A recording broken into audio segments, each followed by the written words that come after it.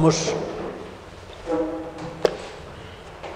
haciendo la serie sobre catolicismo romano comparado con las Sagradas Escrituras y con las iglesias bíblicas. Y vamos a hacer esta comparación también con las iglesias bíblicas y las escrituras y otras religiones como los testigos de Jehová, los mormones y otros que realmente son cultos que se llaman ser cristianos, pero al momento en que se van más allá de la autoridad de las escrituras, dejan de representar el auténtico y verdadero evangelio de Cristo. Vimos esta tarde o en las clases anteriores que la iglesia evangélica tiene solamente una autoridad, y la autoridad suprema, una sola autoridad como suprema, y esa autoridad son las Sagradas Escrituras. Y ese fue el grito primordial de la Reforma Protestante del siglo XVI, como la causa formal de la Reforma, preguntándose quién es la autoridad. Y la causa formal de la Reforma es el grito de sola Scriptura, como la suprema autoridad. El catolicismo romano habla de la Biblia como autoridad, habla de la tradición como autoridad y habla del magisterio de la Iglesia como autoridad igual. Pero para romper la tensión, cuando hay contradicciones entre ellas, entonces clama que la autoridad del magisterio de la Iglesia es suprema sobre la tradición y las escrituras. En la clase anterior iniciamos con la presentación de la autoridad de las escrituras y presentamos el plan de salvación que da las escrituras y el plan de salvación que presenta el catolicismo romano. En esta sesión deseo elaborar un poco sobre la suprema autoridad de las escrituras y qué son las escrituras. En el catolicismo romano, tanto como en el evangelismo, el Nuevo Testamento es el mismo. El Nuevo Testamento tiene 27 libros y esos mismos libros están en el catolicismo romano. La Biblia en las iglesias evangélicas tiene 66 libros, 39 de ellos en el Antiguo Testamento. En el catolicismo romano se han agregado 8 a 9 libros más, depende de la circunstancia, y esos libros se llaman apócrifos o libros deuterocanónicos. Los libros para la presentación del Evangelio, realmente los libros apócrifos no van a afectar en nada, excepto en el caso del libro de los Macabeos, donde habla sobre la posibilidad de orar por los muertos. Pero ese libro, no siendo canónico, obviamente, y ya lo demostramos claramente de que no puede ser canónico, porque Dios habla en una forma como si Él no puede hacer todo lo que quiere, sino que en ese libro dice Dios que hizo lo mejor posible y luego casi pide perdón y excusas por las equivocaciones que ha hecho. Eso demuestra para un niño que que no sabe nada de teología, de que Dios no habla así y por consiguiente ese libro no es canónico. Pero el resto de los libros realmente son libros que pueden ser interesantes e inclusive de gran ética y moralística, pero no son canónicos, por consiguiente no tienen la autoridad de apresar la conducta y el evangelio de los creyentes. Iba a agregar algo, pero no se me fue de la mente en este momento, sobre los libros canónicos y no canónicos, pero ya vendrá otra oportunidad. Basta decir que en el caso de los macabeos, donde anuncia la idea de orar por los muertos, si ese libro fuera canónico, no lo es, pero si fuera, tampoco nos autorizaría a creer en el purgatorio, porque la hermenéutica, que es la ciencia que nos ayuda a estudiar documentos antiguos y documentos también modernos, obviamente, usando la gramática y las palabras, nos dice que no podemos hacer doctrina de un solo versículo. Normalmente los versículos van a encajarse mutuamente en distintos sitios de la Biblia para probar la doctrina que se va a hacer. Bueno, pero obviamente el hecho también de que ese libro, en ese aspecto, contradice el resto de toda la Biblia, es otra demostración más clara de que no es canónico. Ahora veamos la Biblia. Catolicismo romano dice que la Biblia contiene la palabra de Dios. ¿Ustedes qué opinan? Ok. No contiene la palabra de Dios, es la palabra de Dios. Si decimos que, y ya estamos hablando que las palabras tienen valor, tienen un significado claro.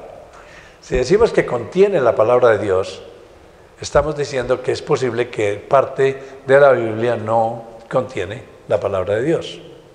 Cuando decimos la Biblia es palabra de Dios, estamos hablando desde el Génesis hasta el Apocalipsis, y todo es palabra de Dios. ¿Será más importante lo que está en rojo en la Biblia que lo que está en negro?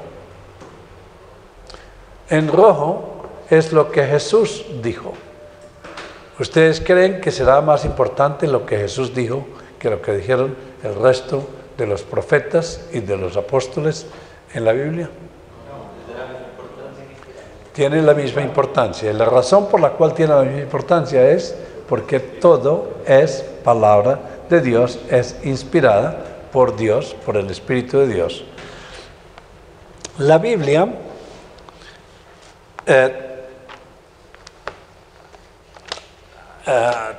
está dividida principalmente en dos partes: el Antiguo Testamento y el Nuevo Testamento. El Antiguo Testamento anuncia lo que va a pasar en el Nuevo Testamento, y el Nuevo Testamento confirma lo que pasó en el Antiguo Testamento. Toda la Biblia se refiere a Cristo y habla de Cristo y del plan de salvación que Dios nos dio. La Biblia demuestra claramente quién es Dios y muestra los atributos de Dios. Es escrita por hombres, es verdad, pero es infalible.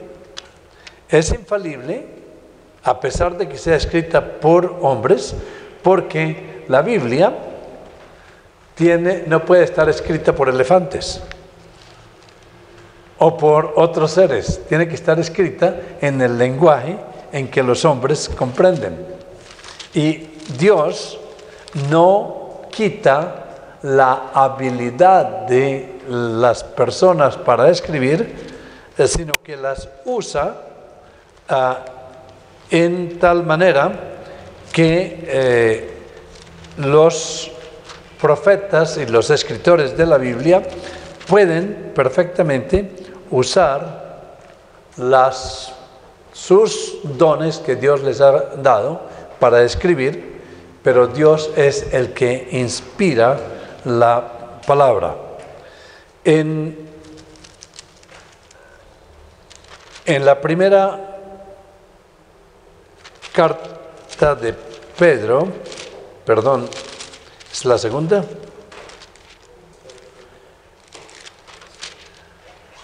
Ok, en la segunda carta de Pedro, capítulo 1,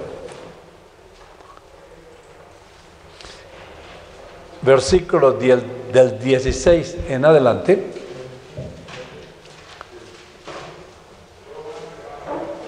Pedro nos dice en la misma Biblia cómo la Biblia fue escrita.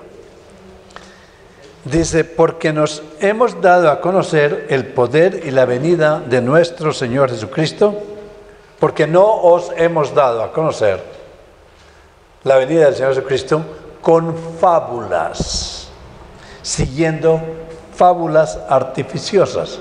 Ojalá que ustedes como intelectuales le pongan atención a cada una de estas palabras. Fábulas artificiales, no reales. Sino como habiendo visto con nuestros propios ojos su majestad. Si nosotros somos testigos fieles de Cristo y cómo Cristo cumplió todas las profecías del Antiguo Testamento. Y hace Pedro una gran diferencia entre tradición y algo escrito, entre algo revelado a través de la tradición y algo que queda definitivamente plasmado por escrito. Pues cuando él recibió de Dios Padre honra y gloria, le fue enviada desde la magnífica gloria una voz que decía: este es mi Hijo amado, en el cual tengo complacencia. Pedro está hablando de la transfiguración. Jesús se transfigura y aparece Moisés y Elías junto con Jesús. Ahora, hay grandes maneras de explicar por qué ellos sabían que era Elías y Moisés, y obviamente es porque les dijeron, eso no está escrito en la Biblia, porque todo lo que sucedió no se escribió, de lo contrario, no cabrían los libros suficientes para escribir todo lo que hizo Jesús. Y Jesús se transfiguró. Vieron la gloria de Jesús, vieron algo extraordinario. Y dice, y nosotros oímos esta voz enviada del cielo cuando estábamos con él en el Monte Santo, en el Monte de la Transfiguración. Dice, eso es suficiente. Ya no necesitamos más escritura. Vimos esta visión, vimos esa realidad, vimos la transfiguración, vimos a Cristo en su gloria. Es suficiente. Pedro dice, no, eso no es suficiente. Dice, tenemos algo más seguro que ver a Cristo transfigurado. La verdad es sí, algo más seguro. ¿Qué es eso más seguro que nos dice la verdad? Que no nos da solamente una noción de una visión. Tenemos también la palabra profética más segura. Si yo estuviera en sus zapatos, le pondría un círculo a la palabra más segura, porque eso demuestra la autoridad de la escritura escrita. la autoridad de la palabra de Dios escrita, la seguridad de la Biblia escrita, no tradición, a la cual hacéis bien en estar atentos como a una antorcha que alumbra en lugar oscuro, hasta que el día esclarezca y el lucero de la mañana salga en vuestros corazones. Está diciendo que la Biblia es la más segura, es cierta y es entendiendo primero esto, que ninguna profecía de las Escrituras, note que ninguna quiere decir no hay ni una sola, es un conjunto universal negativo. Ninguna de las profecías, ninguna de las palabras en la Escritura es de interpretación privada. ¿Qué quiere decir eso? Interpretación privada no quiere decir que yo leo las Escrituras y luego voy a usar toda la hermenéutica, la exégesis y todos los medios de interpretación para interpretar lo que quiere decir. Eso no es lo que está diciendo acá. Eso no quiere decir que las personas que escribieron decidieron interpretar por su cuenta lo que querían escribir y la escribían. ¿Notan la diferencia? Una cuestión es interpretar la escritura escrita y otra cuestión es pensar que esa escritura fue de mi propio magín, de mi propia imaginación, de mi propia interpretación, que se me ocurrió escribir esto. O sea, que fue escrita por hombres, pero no de las ideas de los hombres. ¿Está claro? Ok. Porque nunca la profecía fue traída por voluntad humana. Note cómo la Escritura explica la Escritura. Esta interpretación la explica que no es porque a mí se me ocurrió, o porque a Pedro, o a Pablo, o a Isaías, o a Malaquías, o a cualquiera de los profetas se les ocurrió escribir esto a Moisés, sino que esto todo fue revelado por el Espíritu Santo. Mira, sino que los santos hombres de Dios hablaron siendo inspirados por el Espíritu Santo. Aquí está una demostración clara de que toda la Escritura fue inspirada por el Espíritu Santo. Por eso el canon está cerrado. Dice en Apocalipsis, en el capítulo 18 y en los últimos versos, que no se puede agregar ni quitar nada a la palabra de Dios.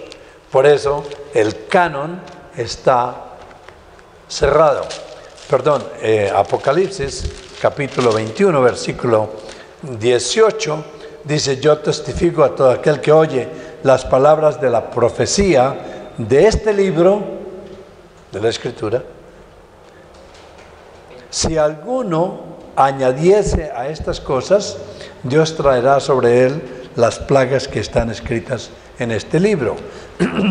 Y si alguno quitare de las palabras del libro de esta profecía, Dios quitará su parte del libro de la vida y de la santa ciudad y de las cosas que están escritas en este libro. Eso quiere decir, está cerrado el canon. Toda la Escritura ya está terminada. El que da testimonio de estas cosas dice, es el mismo Jesús: ciertamente vengo yo en breve. Amén. Así ven, Señor Jesús. La gracia de nuestro Señor Jesucristo sea con vosotros. Amén. Se cerró, se acabó, está cumplido.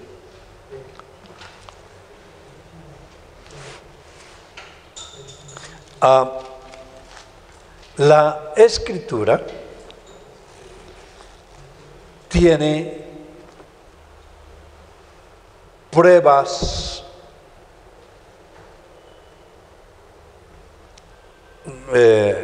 internas y externas de que es verdad. El Señor Jesucristo, en el capítulo 5 de Juan, trae a las Escrituras como una prueba, como un testigo de su divinidad.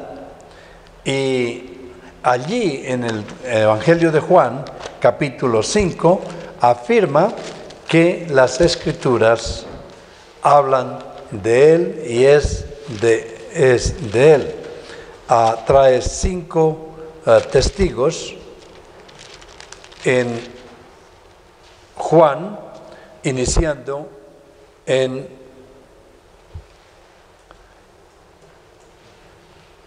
el versículo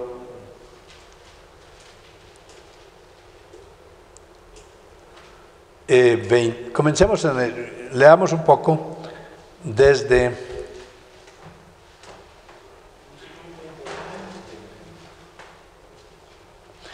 el versículo 29,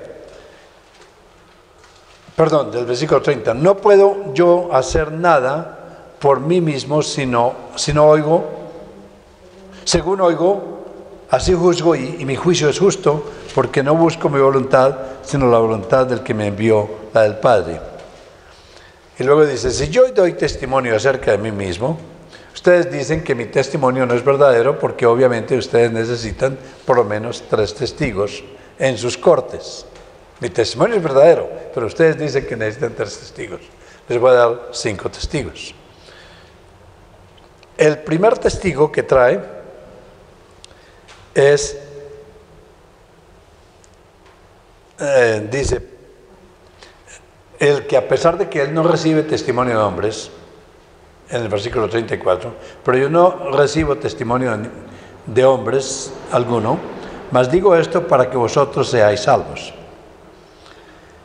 Mas yo tengo mayor testimonio que el del Juan, porque las obras que el Padre me dio para cumplirse, las mismas obras que yo hago, dan testimonio de mí que el Padre me ha enviado. En otras palabras, el primer testigo que él trae es Juan. Dice, vosotros, el versículo 32, otro es el que da testimonio acerca de mí, y sé que el testimonio que da de mí es verdadero. Ese es Juan el Bautista. Vosotros enviasteis mensajeros a Juan el Bautista y él dio testimonio de mí. Trae a Juan el Bautista como testigo, y ustedes saben que en la Biblia Juan dio testimonio de Jesús. Luego dice, el siguiente que da testimonio de mí es el Padre. También el Padre que me envió ha dado testimonio, versículo 37. Nunca habéis oído su voz, ni habéis visto su aspecto. 37. Luego el 39, versículo 39.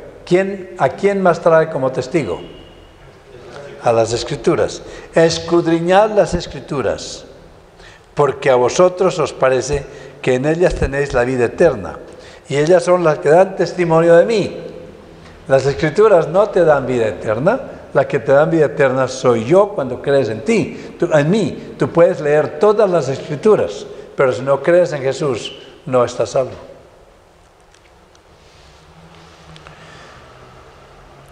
Luego él dice, también tengo otro testigo en el versículo 46.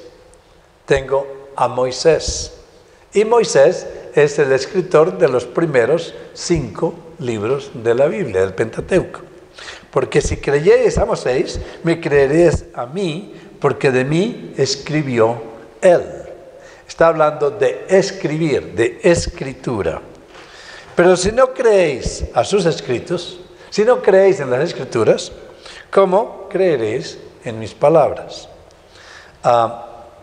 Obviamente, Jesús trae las Escrituras como testigo. En el segundo libro de Timoteo, capítulo 3, ustedes saben que Timoteo, Pablo da una clara interpretación de la palabra de Dios. Segunda de Timoteo, versículo 3, segunda de Timoteo capítulo 3, versículo del 15 en adelante. Dice, le dice Pablo a Timoteo en el versículo 14, pero persiste tú en lo que has aprendido y te persuadiste sabiendo de quién has aprendido. ¿De quién has aprendido? De las Escrituras. Desde niño, su abuela y su madre les explicó las Escrituras. Y que desde la niñez has sabido las Sagradas Escrituras, las cuales, este es el testimonio de Pablo, del Espíritu Santo, acerca de las Escrituras, las cuales pueden hacer sabio para la salvación por la fe que es en Cristo Jesús. ¿Lo ve claro ahí? Sola fide, solos Cristos. Y luego dice, no dice sola una parte de la Escritura. ¿Qué dice en el versículo 16? Toda, desde Génesis hasta Apocalipsis. Toda la Escritura es inspirada por Dios. Quiero recordarles que cuando Pablo escribió esto, posiblemente el Apocalipsis todavía no estaba escrito. ¿Sí? Pero está hablando aquí de las Escrituras del Antiguo Testamento y obviamente de las Escrituras que están efectuando ahora. Toda la Escritura es inspirada por Dios. Por eso es que la letra negra y la letra roja tienen el mismo valor. Y útil para enseñar, para redarguir, para corregir, para instruir en justicia. ¿Para qué? A fin de que el hombre de Dios sea perfecto, enteramente preparado para toda buena obra. Y por eso, comenzando en el capítulo 4 de Timoteo, Pablo no recomienda a los pastores que prediquen la palabra. No es una recomendación, es una orden. ¿Qué dice? Te encarezco delante de Dios y del Señor Jesucristo, que juzgará a los vivos y a los muertos en su manifestación y en su reino. Que prediques la palabra. Por eso es una vergüenza para un pastor robarle a Dios y a las ovejas el tiempo desde el púlpito.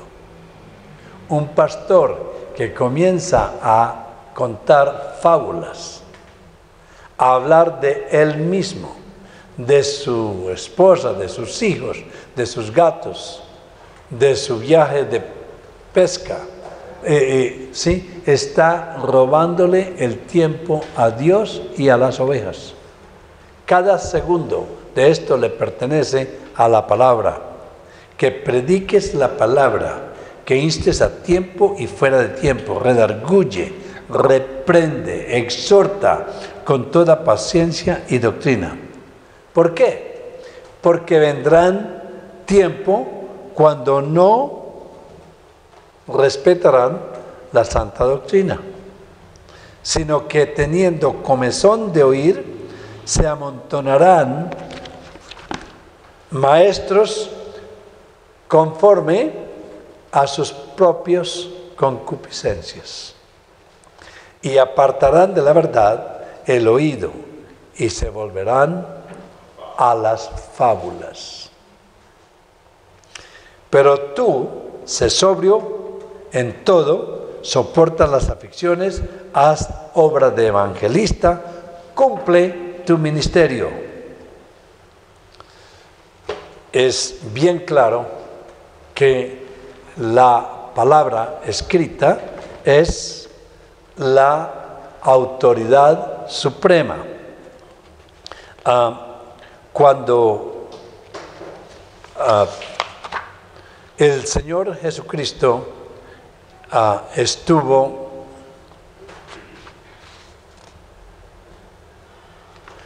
cuando el Señor Jesucristo estuvo en el desierto, en Mateo capítulo 4, si desean ir ahí por un momento, el tentador tienta a Jesús, y creo que lo mencioné antes, pero ahora lo vamos a leer para que veamos con más eficacia lo que las Escrituras dicen y no lo que yo pienso.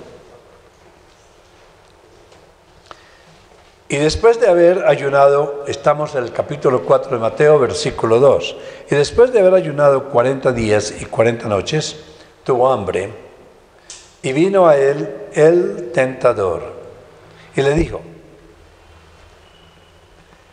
si eres hijo de Dios.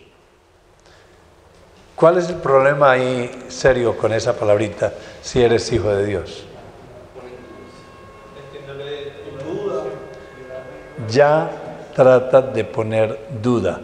No, le debería haberle dicho: como eres el hijo de Dios. ¿Sí? No sé si ustedes han oído hablar del doctor R.C. Sproul. Sí. Una vez en una charla, y siempre me gustaba tocarle temas que causan cierto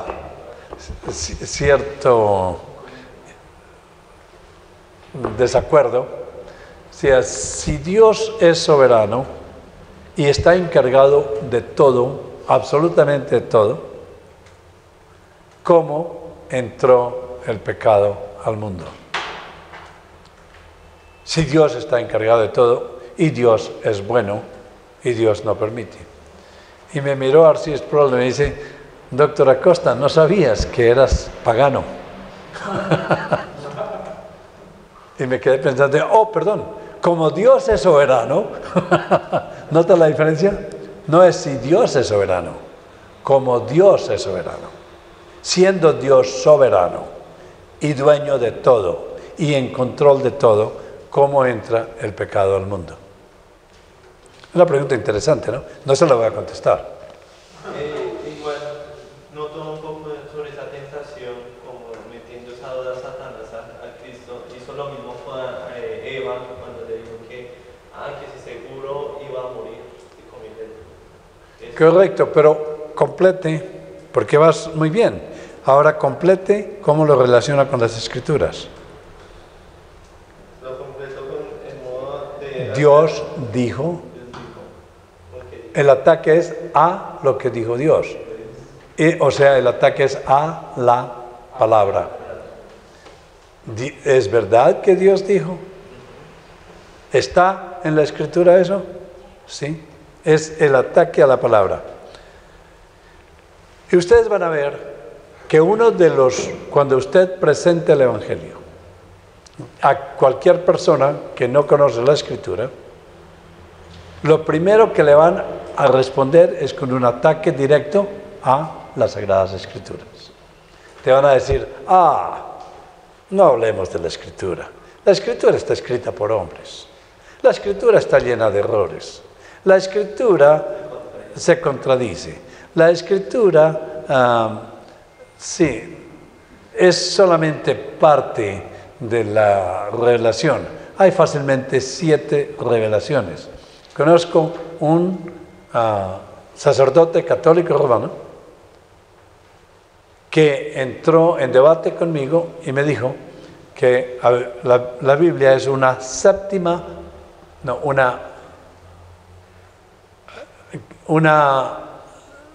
septésima parte, que hay 7 revelaciones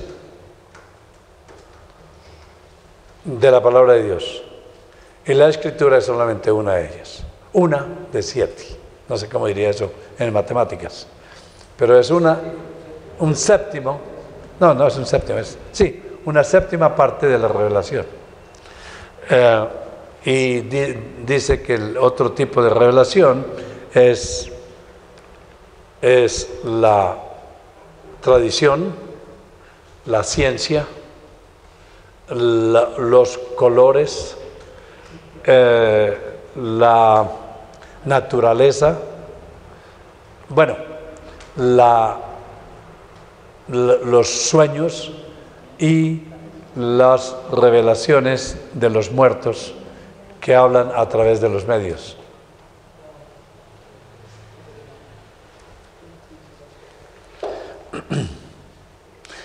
Vino el tentador y le dijo: si eres hijo de Dios, di que estas piedras se conviertan en pan. Eso estaba escrito en las Escrituras. Él respondió y dijo: está escrito. No dijo, es tradición, se me ocurre que entremos en debate, Satanás y yo, y vamos a demostrar, sino inmediatamente agarró las Escrituras y se las presentó. Está escrito. No solo de pan vivirá el hombre, sino de toda palabra que sale de la boca de Dios. Toda palabra que sale de la boca de Dios, escrita, está acá. Entonces el diablo le llevó a la santa ciudad y lo puso en un penacho y le dijo: si eres el Hijo de Dios, échate abajo, porque escrito está. Usó las Escrituras. Y sus ángeles mandará acerca de ti. Y eso, Jesús le dijo: escrito está también. La pelea es con las Sagradas Escrituras. Es el campo de batalla, el arma de batalla, y es la pelea esencial. Si Dios dijo o si Dios nos dijo. Escrito está también: no tentarás al Señor tu Dios. Y luego en el versículo 10, en el versículo 9, y le dijo: todo esto te daré si postrado me adorares. Entonces Jesús le dijo: vete, Satanás, ¿por qué? Escrito está: el Señor tu Dios adorarás y a Él solo servirás. En el capítulo 24 de Lucas, si pueden ir allí, dos discípulos estaban en camino a Emaús. Acaban de crucificar al Señor Jesús. El Señor Jesús ha sido crucificado.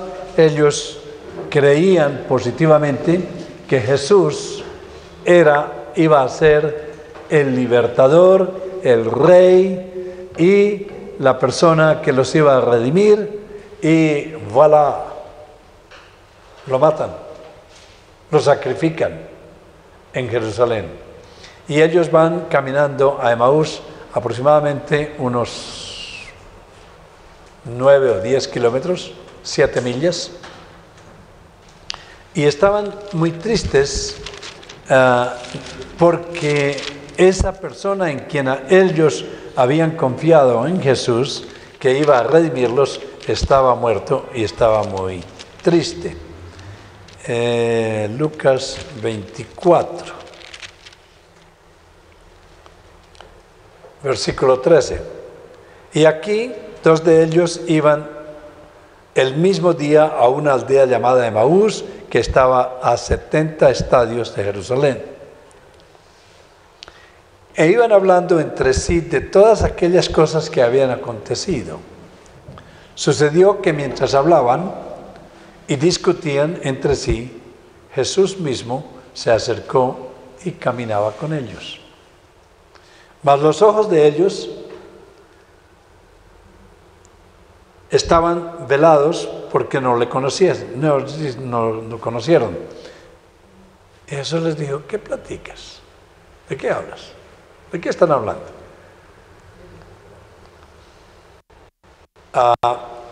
¿Y por qué estáis tristes?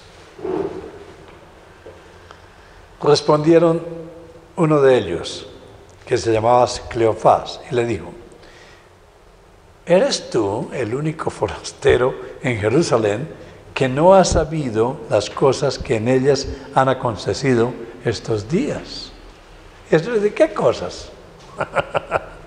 Entonces él les dijo: ¿qué cosas? Y ellos le dijeron: déjame contarte lo que pasó. Jesús el Nazareno, que fue profeta, varón profeta, ¿no sabías esas cosas? Poderoso en obras y en palabra delante de Dios y de todo el pueblo. Y lo mataron, lo asesinaron. Era nuestra esperanza y se acabó. ¿Y cómo le entregaron los principales sacerdotes y nuestros gobernantes a sentencia de muerte y lo crucificaron? C'est finit. Se murió. Pero nosotros esperábamos que Él era el que había de redimir a Israel. ¡Qué decepción! Y ahora, además de todo esto, hoy es ya el tercer día de lo que esto ha acontecido. ¿Cómo es posible que tú no sepas de estas cosas? ¿No lees el tiempo, ni la prensa, ni ves la televisión?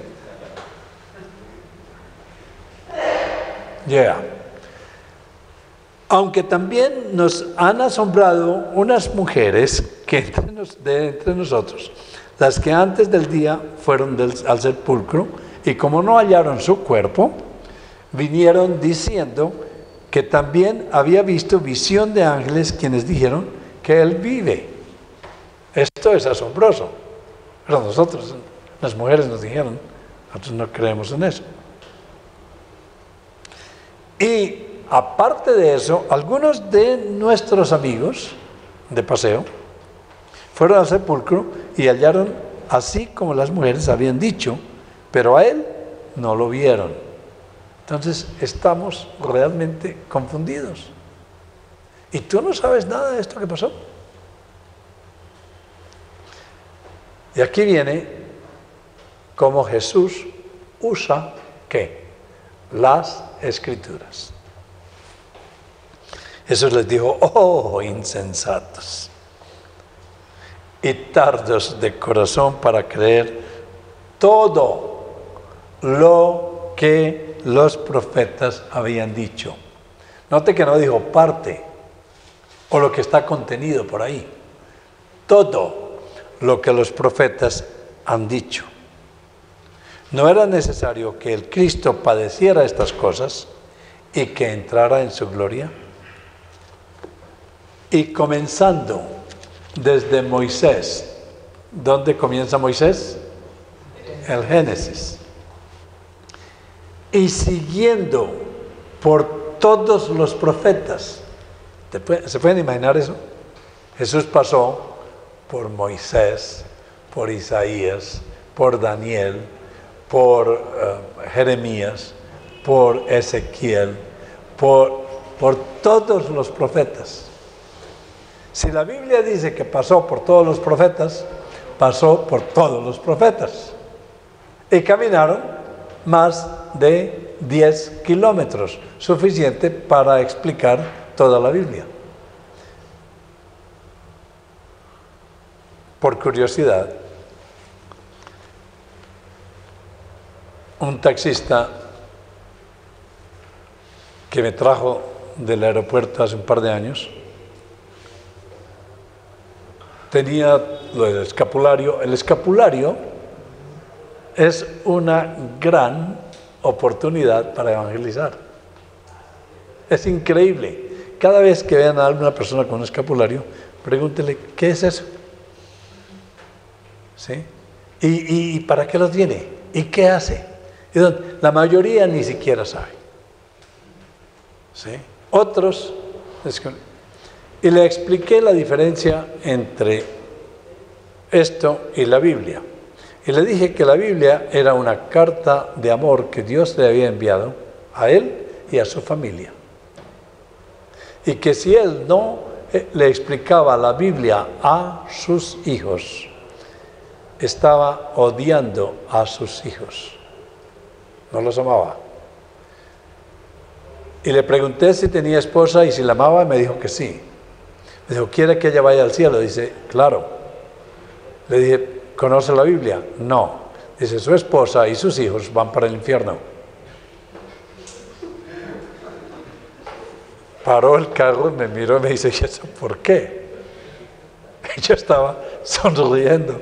Dije, ¿te preocupó, ah? Dice, porque no conocen el camino para el cielo. ¿Cómo pueden llegar al cielo sin conocer el camino para el cielo? Y usted en este momento tiene la oportunidad, por primera vez, de enfrentarse con esta realidad de aprender y conocer la Biblia. ¿Tiene Biblia en su casa? Sí. ¿La lees? No. También tú vas para el infierno. y con mucha más responsabilidad. Pero lo dije sonriendo, sí. Dice, ¿y tú qué? Dice, si yo no leo la Biblia, voy contigo.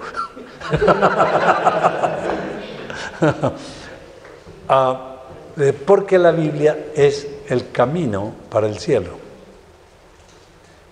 Bueno, conversación interesante, pero básicamente me dijo que no leía la Biblia porque la Biblia era tremendamente aburrida y que no la podía comprender. Y desde el aeropuerto hasta el hotel le expliqué toda la Biblia. Cómo comenzó el Génesis, Dios, la creación, el pecado, la caída, la desgracia, el diluvio, y expliqué el viaje de José a Egipto. Y cuando paramos al hotel, creo que iba llegando a Daniel, y se paró y me dice, termine de contarme toda la Biblia. Como en 1 hora y media le di un viaje general sobre la Biblia. Y me prometió, me dijo, hoy mismo voy a comenzar a leer la Biblia. Y hoy mismo voy a tener devocionales con mi familia para explicar la Biblia. Yo quiero que mi esposa y mis hijos vayan al cielo. ¿Por qué les digo esto? Él no tenía 1 hora. Yo creo que ese viajecito de 10 kilómetros a pie debe haber tomado bastante tiempo. Entonces él, siguiendo por todos los profetas, les declaraba en todas las escrituras lo que de él decían. ¡Wow!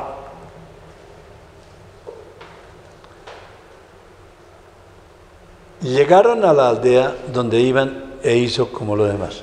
Entonces, ¿qué estamos hablando aquí? Que todas las escrituras hablan de Jesús. Y si Jesús, que es el Hijo de Dios, se para en las escrituras, se ampara en las escrituras, se sostiene, se manifiesta, cree en las escrituras, ¿quiénes somos nosotros para no hacerlo? El problema es que muchos de nosotros nos gusta lo que las escrituras dicen que nos llama la atención, pero no queremos escuchar lo que la escritura dice que no nos gusta. Por ejemplo, la escritura dice que Dios nos ama y eso le gusta a mucha gente. Pero cuando dice que Dios odia al pecador empedernido, no arrepentido, y que todos estamos bajo la ira de Dios antes de llegar a Cristo, eso ya no les gusta. ¿Sí? Es solamente lo que es conveniente. Cuando habla de cielo es fantástico. Cuando habla de infierno, no queremos escuchar. Cuando habla de la santidad, es hermoso. Pero cuando hablas que estás en la mitad de pecado y que estás esperando para morir, para caer en la pena eterna, eso ya no les gusta. Las Escrituras hablan de Cristo. Si usted va a Isaías, capítulo 52 y 53, le va a mostrar con toda claridad quién es Jesús y qué fue lo que vino a hacer. Capítulo 52, comenzando en el versículo 13, y todo el capítulo 53 es un videotape, es un video del sufrimiento de Jesús, permitiendo la imputación de nuestro pecado a Cristo y de su justicia sobre nosotros. He aquí que mi siervo será prosperado, será engrandecido y exaltado y será puesto muy en alto. Esto es 700 años antes de la llegada de Jesús. Isaías escribiendo sobre Jesús. Como se asombraron en ti muchos, de tal manera que fue desfigurado, ese es Jesús, de los hombres su parecer, y su hermosura más que la de los hijos de los hombres. Así asombrará él a muchas naciones. Todas las naciones del mundo han escuchado de Jesús. Los reyes cerrarán ante él la boca, porque verán lo que nunca les fue contado y entenderán lo que jamás habían oído. ¿Quién ha creído a nuestro mensaje, a nuestro anuncio? ¿Y sobre quién se ha manifestado el brazo de Jehová? Va a presentar quién es Jesús 700 años antes de Jesús haber llegado. Eso es una cosa fantástica, demostrando cómo las Escrituras son auténticas. Subirá cual renuevo delante de él, y como raíz de tierra seca, no hay parecer en él, ni hermosura, le veremos más sin atractivo, para que le deseemos. Nadie quiere a Jesús. No dude por un solo momento que la gente quiere a Jesús. Ni nadie quiere a Dios. Todo lo que queremos es lo que Jesús nos puede dar y lo que Dios nos puede dar. Sí, es fantástico estar en un avión y oír gente hablar cosas de que Dios no existe y cosas malas de Jesús y todo, hasta que el avión comienza a ser así y vemos a todos diciendo: ay, Dios mío, sálvenos, ay, Jesús. ¿Sí? No queremos a Dios, queremos lo que Dios puede hacer por nosotros. Eso me divierte mucho a veces cuando los veo en esa circunstancia. Jesucristo fue despreciado y desechado entre los hombres, varón de dolores, experimentado en quebrantos, y como que escondimos de él el rostro, no lo queremos ver. Fue menospreciado y no lo estimamos. Ciertamente llevó él nuestras enfermedades, llevó nuestro pecado. Eso es lo que quiere decir. Y sufrió nuestros dolores. El martirio eterno que iba a venir sobre nosotros cayó sobre él. Y nosotros le tuvimos por azotado, por herido de Dios y abatido. ¿Quién mató a Jesús? Dios. Desde el plan eterno de Dios fue enviar a su Hijo por el consejo de Dios para venir a vivir una vida perfecta y morir una muerte de mártir por nosotros, bajo el plan de Dios. Ahora, antes de terminar esto, que dije el plan de Dios, me acuerdo de mostrarle esto en los Hechos de los Apóstoles, donde dice bien claro que Dios determinó que Él muriera. Sin embargo, los que lo mataron son culpables. Trate de explicarnos eso. Eso es algo de los enemigos de la Biblia que no les gusta. ¿Sí? El sentido de culpabilidad de Pilatos, de Judas, de Herodes y de todos los que mataron a Jesús, cuando Dios y el consejo de Dios, Padre, Hijo y Espíritu Santo, habían determinado que esto sucediera. Mas Él herido fue por nuestras rebeliones. ¿Por qué lo crucificaron? Por nuestros pecados. Molido por nuestros pecados. El castigo de nuestra paz fue sobre Él. El hecho de que tengamos paz con el Santo Dios fue porque Jesús fue castigado. Por sus llagas fuimos nosotros curados. ¿Qué estamos hablando aquí? Que las Escrituras hablan de Jesús. Esto estamos hablando 700 años de la autoridad de las Escrituras. Todos nosotros nos descarriamos como ovejas. Cada cual se apartó por su camino. Cada uno hicimos lo que hicimos. Los apóstoles y los discípulos se fueron. Pedro lo negó. Jehová cargó en él el pecado de todos nosotros. Eso no quiere decir el pecado de todos. ¿Está claro eso? Sino el pecado de ¿quiénes? ¿Quiénes somos nosotros? Los que creen en Cristo como único y suficiente medio de salvación. Los demás no. Angustiado él y afligido, no abrió su boca. No dijo nada. Pilato le dice, ¿no me hablas y no sabes que tengo la autoridad para condenarte o salvarte? Él no le dijo nada. Y como oveja delante de sus trasquiladores, enmudeció y no abrió su boca.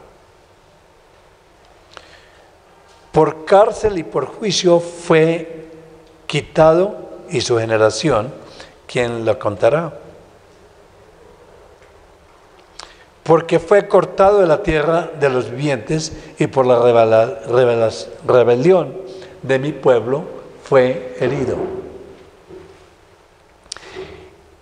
Y se dispuso con los impíos, murió con los impíos.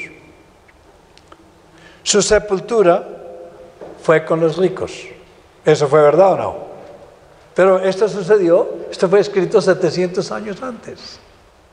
¿Cómo podemos decir que la Biblia no es verdad? Aunque nunca hizo maldad, ni hubo engaño en su boca. Luego llega Jesús y dice, ¿quién me puede culpar de pecado? Y la corte, ¿dónde fue? El juez que lo juzgó dijo 3 veces, no encuentro ninguna culpabilidad en este hombre. Esas fueron las palabras de Pilato. Con todo eso, Jehová quiso quebrantarlo. ¡Wow! Sujetándole a padecimiento, cuando haya puesto su vida en expiación por el pecado. Verá linaje y vivirá por largos días. La voluntad de Jehová será en su mano próspera. ¿Qué pasó? Fue cortado entre los vivientes, pero ahora con ese sacrificio le dio vida a todos los que creen. O sea que tuvo una herencia, tiene una herencia grande. Verá el fruto de la aflicción de su alma, el fruto somos nosotros, y quedará satisfecho. Vino a cumplir con lo que vino a hacer. No vino a darle la posibilidad a nadie de ser salvo. ¿Escuchó eso? ¿Están de acuerdo? Jesús no vino a darle la posibilidad a nadie de salvarse. ¿Vino a qué? Vino a salvar, definitivamente. y quedó satisfecho. Por su conocimiento justificará a mi siervo justo a muchos. Note que no dice a todos, a muchos, solamente a los que creen. Y llevará las iniquidades de ellos, cargará con su pecado. Por tanto, yo le daré parte con los grandes, y con los fuertes repartirá despojos, por cuanto derramó su vida hasta la muerte, y fue contado con los pecadores, habiendo él llevado el pecado de muchos y orando por los transgresores. ¡Auch! ¿No le parece que la Biblia dice la verdad? Para decir esto que sucedió en la vida de Jesús 700 años antes, es algo sumamente interesante. Pero, ¿por qué no vamos un poco antes? Vayamos a 1000 años antes. Abre, por favor, su copia de la palabra de Dios en el Salmo 22. El Salmo 22 es otro videotape, ¿cómo se dice? Un video, una filmación de la crucifixión de Jesús. Y está escrito por David 1000 años antes de que esto hubiera pasado. ¿No le parece una coincidencia? Nadie se rió, ¿no? No hay tal coincidencia. La Biblia es precisa, es efectiva, dice la verdad. Este es el Salmo 22, y si usted salta 1000 años desde el momento en que se escribió este Salmo a la crucifixión, 1033 años después, vea si es posible que esto se haya cumplido. Este es David escribiendo de la crucifixión de Jesús. Dios mío, ¿por qué me has desamparado? ¿Suena algo que usted ha escuchado antes? ¿De los labios de quién? ¿Por qué estás tan lejos de mi salvación y de las palabras de mi clamor? ¿Sí? La noche anterior de la crucifixión estaba en el jardín, en el huerto de los olivos, en Getsemaní. Y él comenzó a gritar: Dari, papá, papito. Si es posible salvar a alguien por otro medio, aparte de mi muerte, no me mates. ¿Qué dijo? Padre, si es posible, aparta de mí este cáliz. Este cáliz es el derramamiento de su sangre. Y le dijo 3 veces. Y fue el gran silencio cósmico de Getsemaní, porque el Padre no contestó. ¿Por qué estás tan lejos de mí, salvación, y de las palabras de mi clamor? Dios mío, día y no respondes, y de noche y no hay para mí reposo o respuesta.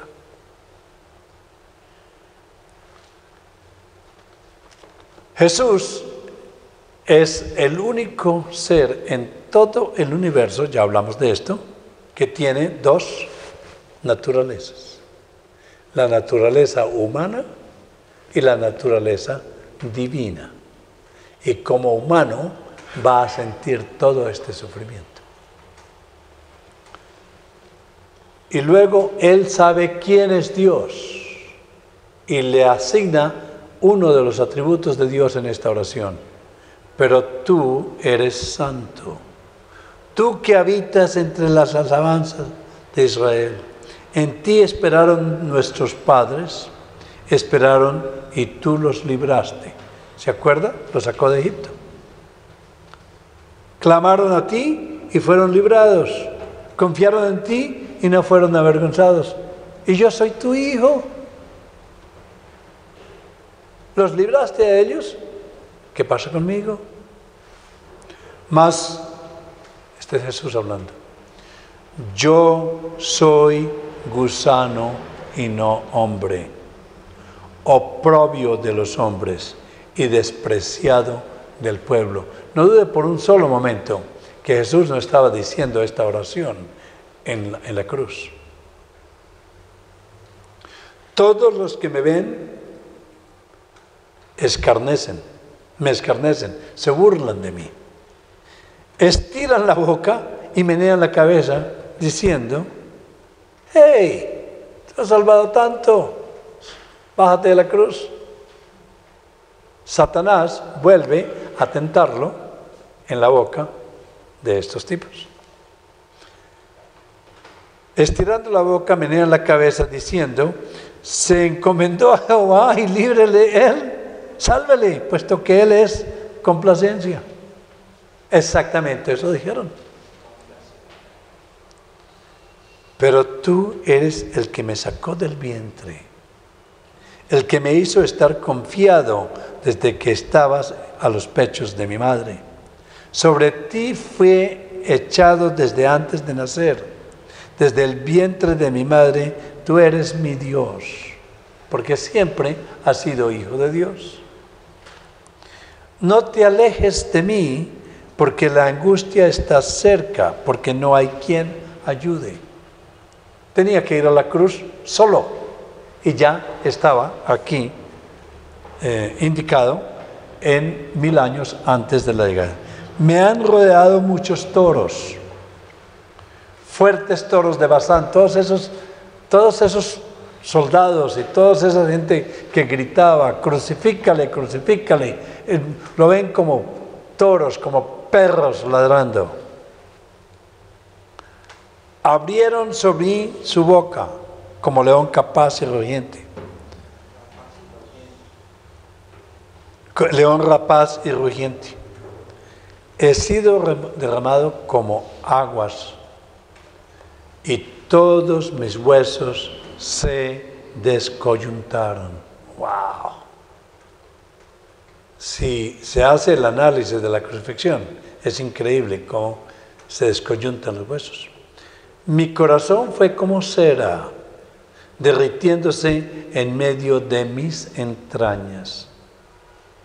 Como un tiesto se secó mi vigor y mi lengua se pegó a mi paladar. Y me has puesto en el poder de la muerte, en el polvo de la muerte. Sí. Note cómo en la crucifixión le dieron de beber vinagre. Exactamente, ¿no le parece un film? Lo pusieron en la televisión 1000 años antes de morir. Porque perros me han rodeado, me ha acercado cuadrilla de malignos. Horadarán mis manos y mis pies. Han clavado mis manos y mis pies. O sea que esto no era un secreto, ¿no es verdad? Esto iba a suceder. Contar puedo todos mis huesos. Entre tanto, ellos me miran y me observan. Repartieron entre sí mis vestidos. ¿Sucedió o no sucedió? Y sobre mi ropa echaron dados, suerte. Mas tú, Jehová, no te alejes, fortaleza mía, apresúrate a socorrerme. Pero ¿qué hubiera pasado si Dios los salva de eso? Todos nosotros hubiésemos ido al infierno. No podía, era el decreto de Dios. Libra de la espada mi alma, del poder del perro mi vida. Sálvame de la boca del león y líbrame de los cuernos de los búfalos. Los que digan que la crucifixión fue una fábula, que la crucifixión no hizo sufrir a Jesús. Tienen que leer esto. Anunciaré tu nombre a mis hermanos. En medio de la congregación te alabaré. Él continúa muriendo por los que Dios le envió a morir. Los que teméis a Jehová, alabadle. Glorificadle, descendencia toda de Jacob, y temedle vosotros, descendencia toda de Israel, porque no menospreció ni abominó la aflicción del afligido, ni de él escondió su rostro, sino que cuando clamó a él, le oyó. Padre, primero dice, Dios mío, ¿por qué me has abandonado? Que en este momento no le dijo papá, le dijo papá la noche anterior. Esta vez le dijo Dios, porque estaba no ante su papá, estaba ante un juez que venía a juzgarnos. Y cuando ya cumplió lo que vino a cumplir, a salvar a los que venía a salvar, entonces dice, todo está consumado. Quiere decir, cumplí lo que vine a cumplir. Y luego dice, recupera su relación con su papá. Papá, Dari, papito, en tus manos encomiendo mi espíritu. De ti será mi alabanza en la gran congregación. Mis votos pagaré delante de los que le temen. ¿Sí? Yo he cumplido. Comerán los humildes y serán saciados. Alabarán a Jehová los que le buscan. Vivirá nuestro corazón para siempre. Se acordarán y se volverán a Jehová todos los confines de la tierra. Este evangelio tiene que llegar a todos los confines de la tierra. Y todas las familias de las naciones adorarán delante de ti, porque de Jehová es el reino y él regirá las naciones. Comerán y adorarán todos los poderosos de la tierra. Se postrarán delante de él todos los que descienden al polvo, aunque el que no puede conservar la vida y su propia alma, la posteridad le servirá. Eso será contado de Jehová hasta la postrera generación. Vendrán y anunciarán su justicia. Ah, pueblo no nacido aún, anunciarán que él hizo esto. Nosotros no habíamos nacido. Y esto fue anunciado. Y sucedió exactamente como las Escrituras lo decretaron. ¿Quieren ir más atrás? Vamos un poco más atrás. Bueno, como no tenemos tiempo, y tengo por lo menos 10 citas para volver a todas las Escrituras, los quiero llevar al Génesis.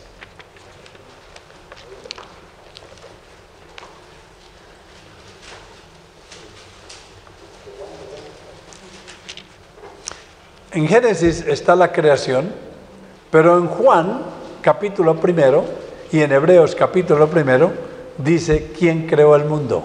¿Quién creó el mundo? Jesús. Por él todas las cosas fueron hechas y sin él nada de lo que ha sido hecho. O sea que la Trinidad, Padre, Hijo y Espíritu Santo, fueron creadores.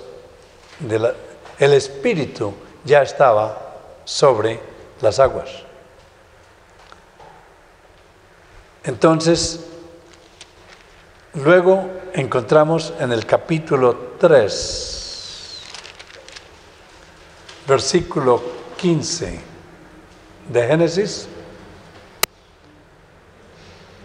la promesa del Mesías.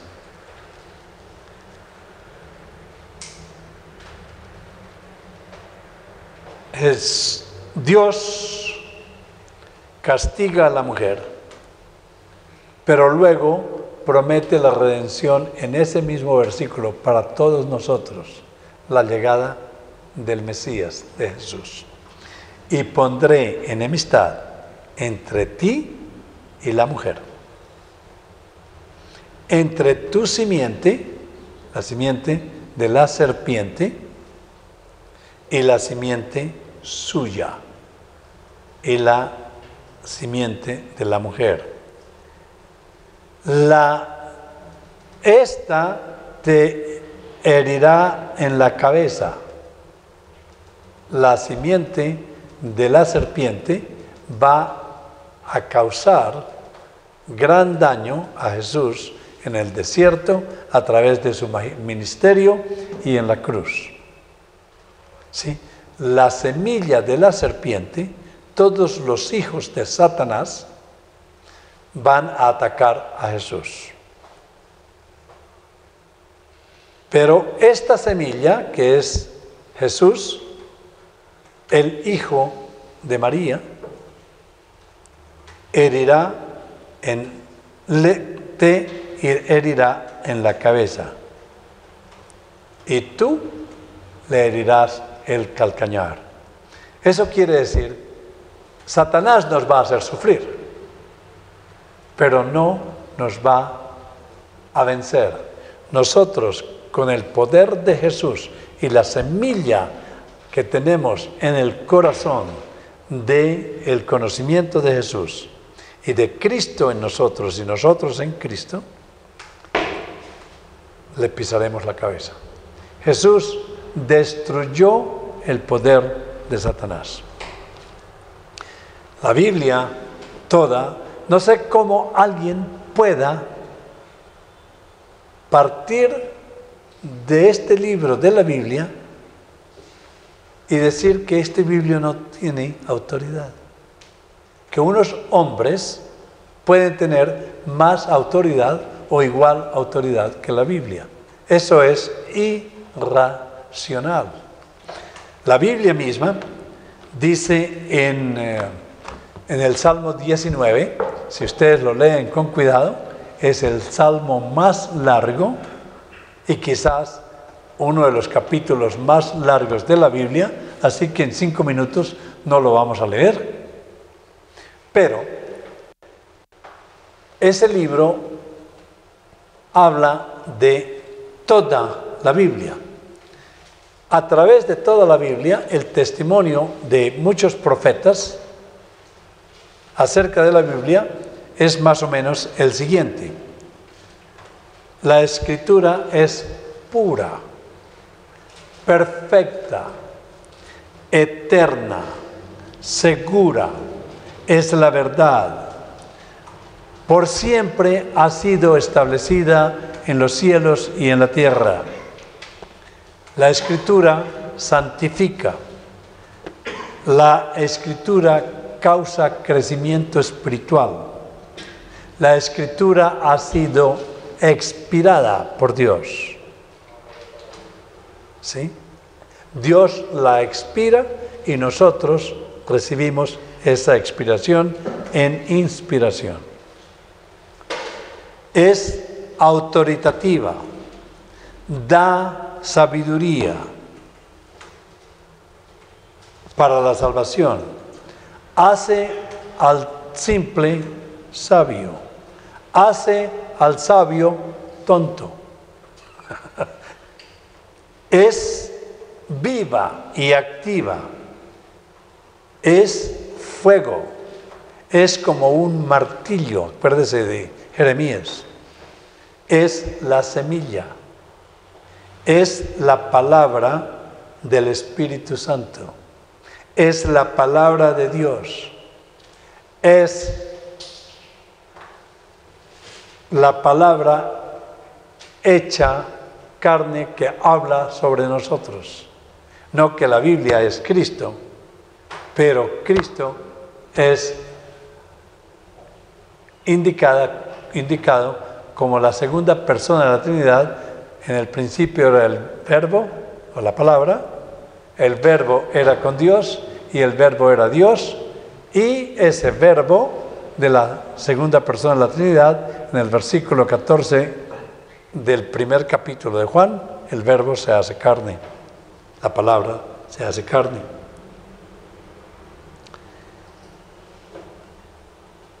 La palabra es la espada del Espíritu. La palabra, la Biblia, da conocimiento de Dios. Es una lámpara para tus pies. Es una luz en su camino. Produce reverencia al Santo Dios. La palabra cura. La palabra nos hace libres. La verdad te hará libre. La palabra ilumina. La palabra produce fe. Cuando se confronta con la palabra, el Espíritu Santo lo va a mover a los... La palabra regenera. La palabra convierte las almas. Trae convicción. Es irrevocable. La palabra busca las convicciones de nuestros corazones. Reargulle los corazones. Reargulle las mentes y los corazones. La palabra produce vida. La palabra destruye a Satanás. La palabra prueba la verdad. La Biblia refuta el error.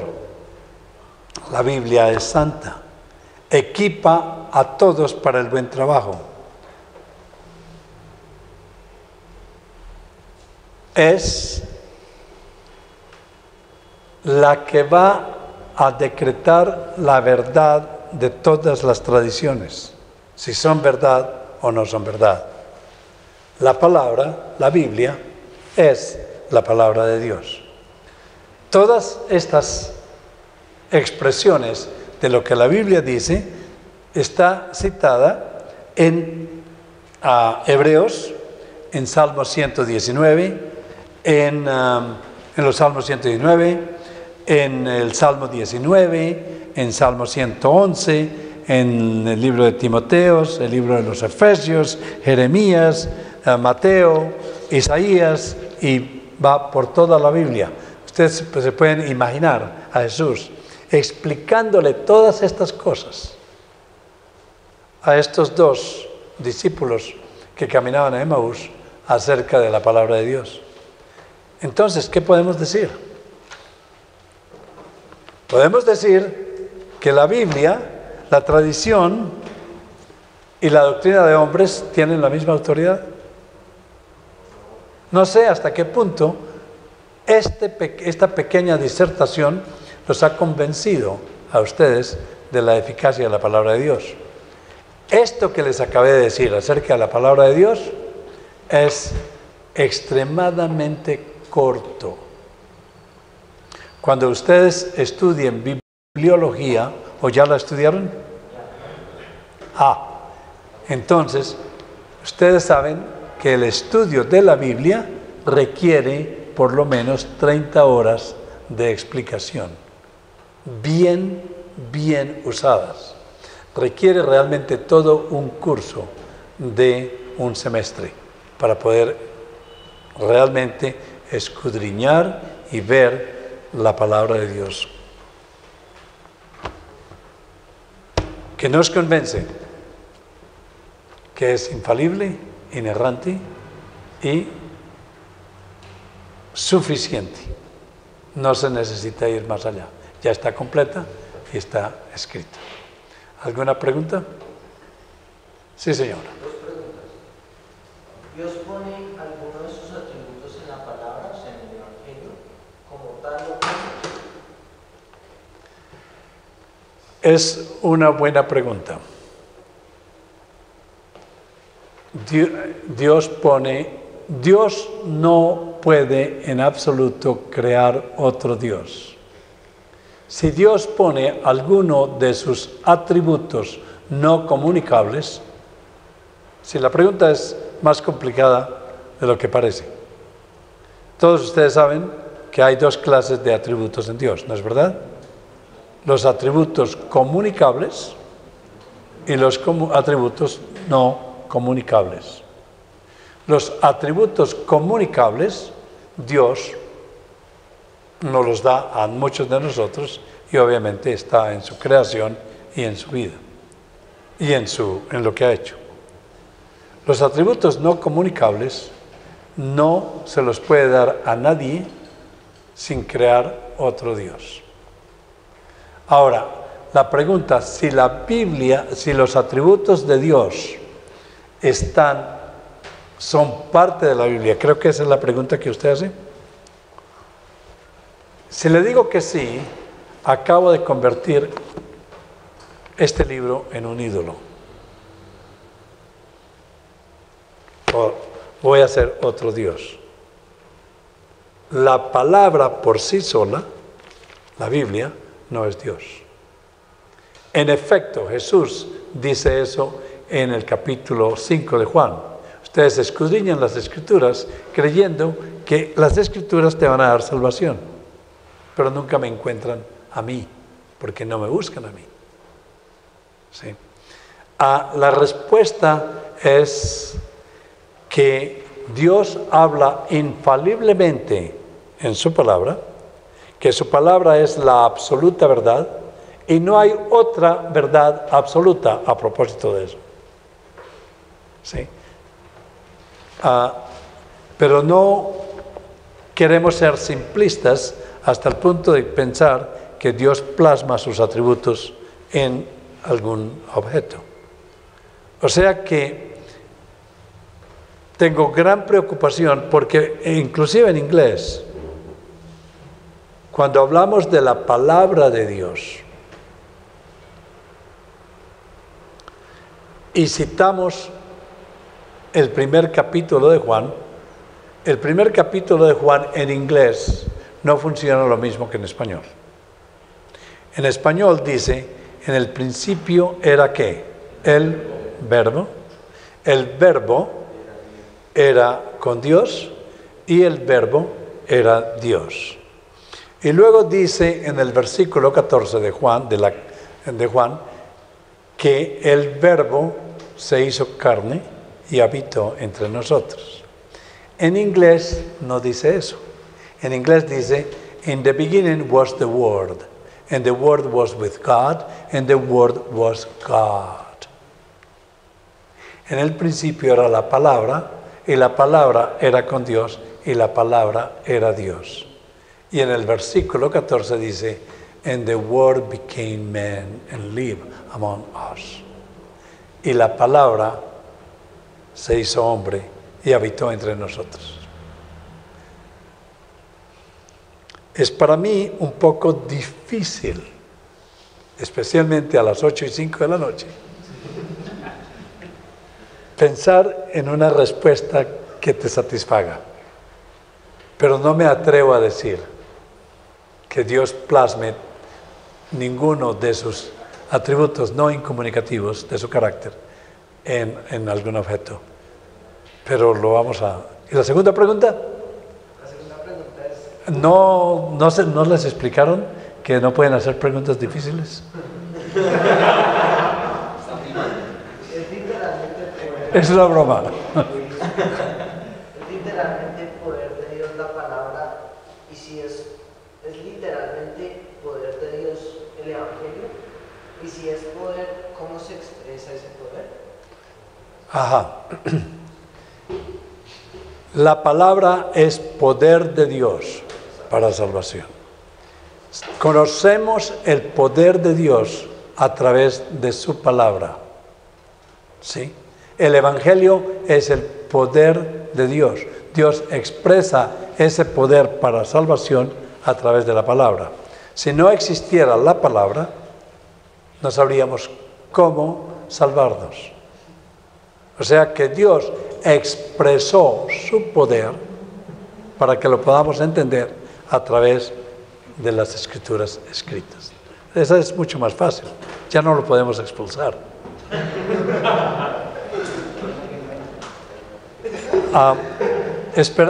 ¿Perdón?